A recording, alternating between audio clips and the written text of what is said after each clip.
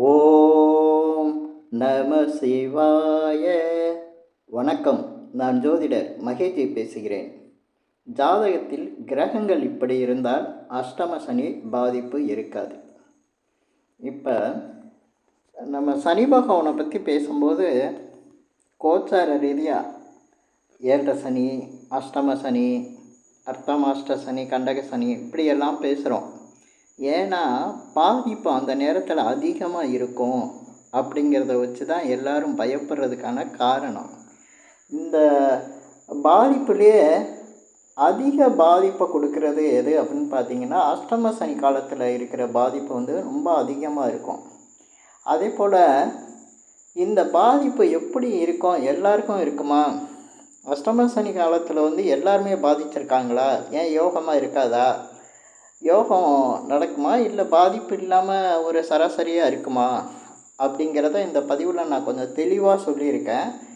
அஷ்டம சனி காலத்தில் எல்லாருமே பாதிக்கப்பட மாட்டாங்க, சிலர் நல்லாவும் இருப்பாங்க. அது எப்படி அப்படிங்கிறதுக்கான விளக்கம்தான் இது. பொதுவாக ஜாதகத்தில் நம்ம சனியோட பாதிப்பு, அதாவது கோச்சார கிரகங்கள் பாதிக்கணும் அப்படின்னா அதில் நம்ம சனி பகவானை முதல் இதாக எடுத்துக்கிறோம். அது ஏழரை சனி அப்படின்னா சந்திரன் இருக்கிற இடத்துக்கு முன்ன பின்ன, அதே போல் சந்திரன் இருக்கிற ராசியிலே அதே இடத்துல சந்திரனோட இணைஞ்சு சனி பகவான் இருந்தால் அது நம்ம ஏழரை சனியை எடுத்துக்கிறோம். இதுபோல் இப்போ அஷ்டம சனி அப்படிங்கிறத பார்த்திங்கன்னா, சந்திரன் இருக்கிற இடத்துலேருந்து 8ஆம் இடத்துல கோச்சார ரீதியாக சனி பகவான் வந்தார்னா அப்போ அந்த ஜாதகருக்கு அஷ்டம சனி அப்படிங்கிறத நம்ம எடுத்துக்கிறோம். இன்னொரு தடவை தெளிவாக சொல்கிறேன். சனி பகவான் கோச்சார ரீதியாக சந்திரன் இருக்கிற இடத்துலேருந்து 8ஆவது இடத்துக்கு வரும்போது உங்களுக்கு ராசி தெரியும். உங்கள் ராசியிலேருந்து 8ஆவது கட்டத்தில் சனி பகவான் கோச்சார ரீதியாக வரும்போது நிச்சயமாக அந்த இடத்துல அஷ்டம சனி வரும்.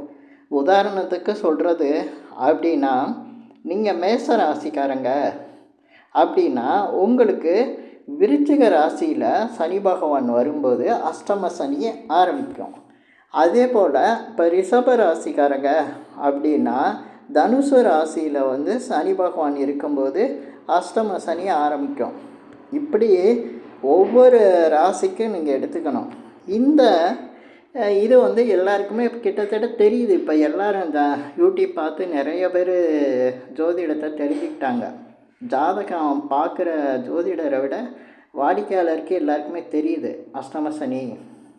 இப்படி அஷ்டம சனி இருக்க காலத்தில் பாதிப்பு நிறைய இருக்கும்.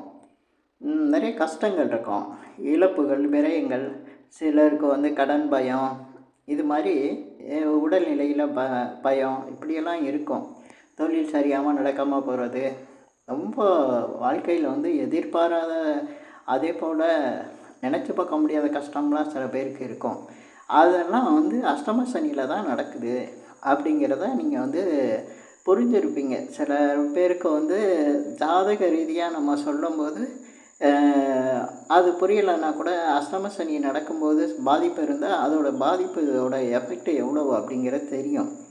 இது மாதிரி அஷ்டம சனி எல்லாருக்கும் பாதிக்குமா அப்படிங்கிறது கிடையாது. ஏன்னா அஷ்டம சனி அப்படின்னு சொல்லும்போது சந்திரனுக்கு 8ஆம் இடத்துல கோச்சார ரீதியாக சனி பகவான் வரும்போது இந்த அஷ்டம சனி நடக்குது அப்படிங்கிறது நம்மளுக்கு தெரியும். ஆனால் அந்த கோச்சார ரீதியாக சந்திரனுக்கு 8ஆம் இடத்துல சனி பகவான் வரும்போது அந்த சனி பகவான் கோச்சார ரீதியாக 8ஆம் இடத்துல இருக்காருன்னா அங்கே என்ன கிரகம் இருக்கோ அந்த கிரகத்தை தான் சனி பகவான் பாதிக்க வைப்பார். அதே போல் அங்கேருந்து சனி பகவானுக்கு 5, 9 ஒரு கிரகம் இருந்தாலும் அந்த கிரகமும் பாதிக்கப்படும். அதன் மூலம்தான் அந்த அஷ்டம சனியோட பாதிப்பு அந்த ஜாதகருக்கு இருக்கும். அப்படி இல்லாதவங்களுக்கு அஷ்டம சனி பாதிப்பே இருக்காது. இப்போ தெளிவாக நான் சொல்கிறேன். அஷ்டம சனி பாதிப்புனா கோச்சார ரீதியாக சந்திரனுக்கு 8ஆம் இடத்துல சனி பகவான் வரார்னா அந்த சனி பகவான் இருக்கிற இடத்துல, கோச்சார சனி பகவான் இருக்கிற இடத்துல ஏதாவது ஒரு கிரகம் இருக்கணும். ஒரு கிரகம் இருந்தால் அந்த கிரகத்தின் மூலமாக தான் பாதிப்பு வரும். அதே போல் அந்த சனி பகவானுக்கு 5ஆம் இடத்துலையோ 9ஆம் இடத்துலையோ ஒரு கிரகம் இருந்தால் அந்த கிரகத்தின் மூலமாகவும் பாதிப்பு வரும். இல்லைன்னா இந்த ஜாதகருக்கு அஷ்டம சனி நடக்கும்போது அஷ்டம சனியால் எந்த பாதிப்பும் இருக்காது. அதே போல் அப்போ அவருக்கு திசா புத்திகளையும் பார்க்கணும். பொதுவாக ராகு திசை, சனி திசை, இந்த மாதிரி புதன் திசை, இது மாதிரி பாதிப்பை தரக்கூடிய கிரகங்களோட திசா புத்திகள் நடந்தால் கூடவே அஷ்டம சனி வரும்போது மிகப்பெரிய பாதிப்பை கொடுக்குது. இது இந்த பாதிப்பு வர்றதுக்கு முன்னாலே நீங்கள் தெரிஞ்சுக்கிட்டிங்கன்னா அந்த பாதிப்புலேருந்து விலகிடலாம். நிறைய பேருக்கு இந்த மாதிரி பாதிப்புகள் வரப்போது எப்படி வருங்கிறது தெரியாமல் இருக்குது. அதுக்கு தான் இந்த பதிவில் நான் தெளிவாக சொல்லியிருக்கேன். இப்போ கிரக ரீதியாக ஒவ்வொரு கிரகத்துக்கும் தகுந்த மாதிரி தான் பாதிப்பு இருக்கும்.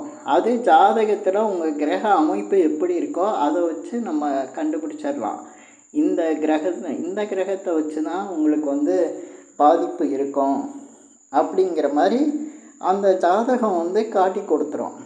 அஷ்டம சனி காலத்தில் அந்த கோச்சார ரீதியாக வரக்கூடிய சனி பகவானுக்கோட எந்த ஒரு கிரகமும் இல்லாமல் 5, 9லையும் கிரகம் இல்லாமல் இருந்ததுன்னா அவங்களுக்கு அஷ்டம சனி பாதிப்பே இருக்காது. அதே போல் அந்த நேரத்தில் பாதிப்பு எதுவும் இருந்தால் அது திசாபுத்தி வழியாக வந்துக்கிட்டு இருக்கும். இல்லை அந்த திசாபுத்தி நல்லா இருந்ததுன்னா அந்த நேரத்தில் அவங்களுக்கு யோகமான பலன்களே நடந்துக்கிட்டு இருக்கும். நிறைய பேர் அந்த அஷ்டம சனி காலத்தில் வீடு வாங்கியிருக்காங்க, திருமணம் நடந்திருக்கு, குழந்தை பிறந்திருக்கு, நிறைய நல்ல விஷயங்கள்லாம் நடந்திருக்கு. நல்ல வேலை வாய்ப்பு, பதவி கிடைச்சது கூட அஷ்டம சனியில் புகழ்பெற்ற மனிதர்களுக்கெல்லாம் கிடச்சிருக்கு. அஷ்டம சனியில் பாதிக்கப்படுறவங்க அதே நேரத்தில் பதவி கிடைக்கிறது, புகழ் கிடைக்கிறது, அந்தஸ்து உயர்றது எல்லாமே கிடச்சிருக்கு. இதை நீங்கள் ஜாதகங்களில் ஆராய்ச்சி பண்ணி பார்த்தாவே தெரியும்.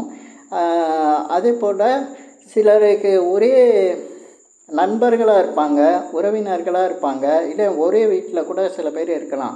அவங்களுக்கு அஷ்டம சனி நடக்கும்போது பார்த்திங்கன்னா ஒருத்தர் ரொம்ப நல்லா இருப்பாங்க, ஒருத்தர் ரொம்ப கஷ்டப்பட்டுட்டு இருப்பாங்க. கஷ்டப்படுறவரை பார்த்து நம்ம சொல்லுவோம், அஷ்டம சனிப்பா நடக்குதுப்பா, உனக்கு இப்படி தான் இருக்கும்.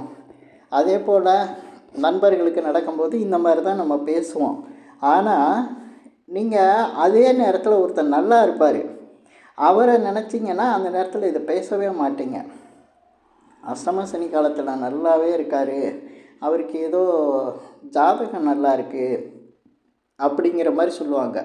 அதுவும் காரணம் அப்படின்னு பார்த்தாலும் ஜாதகம் நல்லா தான் இருக்குது. ஏன்னா அஷ்டம சனி நடக்கிற காலத்தில் 8ஆம் இடத்துல இருக்கிற சனி பகவானுக்கு கோச்சார ரீதியாக கிரகங்கள் பாதிக்கப்படலை. அதனால தான் அந்த கோச்சார ரீதியாக அஷ்டம சனி வரக்கூடிய நேரத்தில் கூட அந்த ஜாதகர் நல்லா இருந்துகிட்ருக்காரு.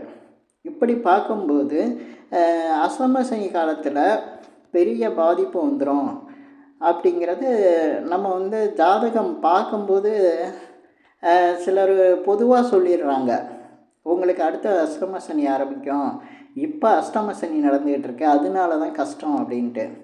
அஷ்டம சனி நடக்கிற காலத்தில் சனியோட பாதிப்பு இல்லாமல், கோச்சார ரீதியாக இருக்கக்கூடிய சனி பகவானுக்கு பாதிப்பு இல்லாமல் கிரகங்கள் இருந்த போதும் அவருக்கு பாதிப்பு நடக்குதுன்னா அது திசா புத்தியில் நடந்துகிட்டு இருக்கோம்.